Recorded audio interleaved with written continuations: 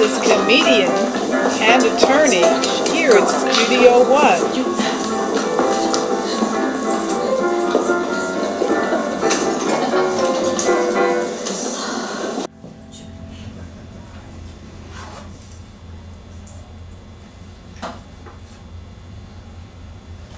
We okay? Ready to roll? Okay, go ahead, Terry. I've come to that point in my life where I'm reviewing what I've done, whether I accomplished my goals, whether I should retire, what I should do. It made me think about when I was 5 and I wanted to be a beatnik. And I wanted to be a beatnik because they wore black, but more than that, I wanted to be a beatnik because they said things like, "Can you dig it?" And they had an attitude, Wearing black with an attitude was just, I thought, the most perfect thing in the world. Fortunately for me, growing up in rural Pennsylvania, I didn't have any role models for these beatniks. And if I had, the local cops would have either put me in an institution for the criminally insane or just the insane. So it was fortunate I didn't do that. When I went to college, though, there was a group called the Black Poets. They were from Philadelphia. And they sang and they did recited poetry that had to do with black empowerment and anti-white supremacy, and, revolutionary type things.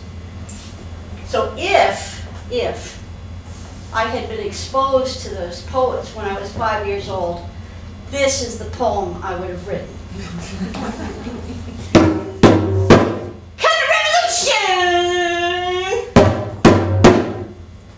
There would be no poor.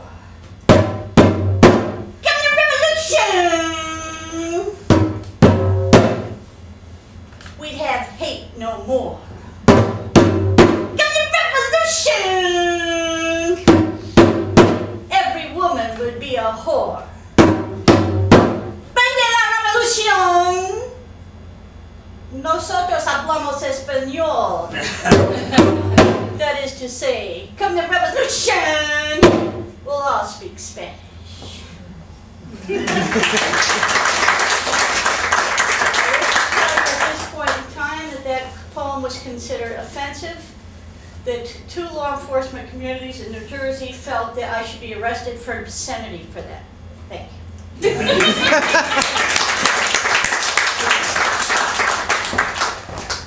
So, the importance of civility. Yes, ma'am. Why? There's nothing civil about your poetry at all. No, there isn't. So why did you write a book called The Importance of Civility? It's a short story. When I was active in the Bar Association in Passaic County, every meeting we had would start off, they were in court, and everybody was not civil. The judges weren't civil, the clients definitely weren't civil. And they were complaining and trying to figure out what they could do to fix this. Like a group of 20 lawyers could bang somebody on the head and make them all civil. And it dawned on me that I didn't know what it was. I had no concept of civility. So I went to a library and I found no answer. And I went on a computer and I found no answer. And then I did 2 years of research. And I came up with the concept of civility as it should be. And then I wrote the book. So give us a sense of what it should be. In the best of all worlds, civility is that glue that holds us together, that allows us to socially interact. In a good, healthy community, people are civil towards each other. They greet each other, they're happy to see each other, they work with each other. They tolerate flaws, they build social capital, which is what happens when you have a healthy community.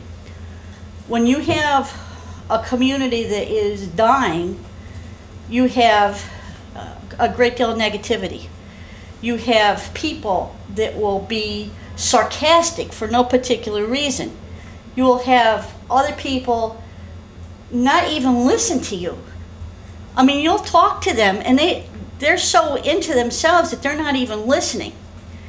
And an example of this is you've got people walking up and down the streets and they prefer talking on their cell phones or listening to their iPads rather than greeting people that they see.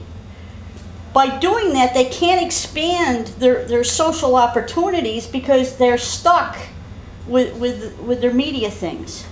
And as a result, our communities are dwindling. You don't have that social interaction. You don't have the community activities. You have group iPod meetings. You have, the video games en masse. I mean, my sons make appointments for video playing. It's a collapse of the community when you don't have civility.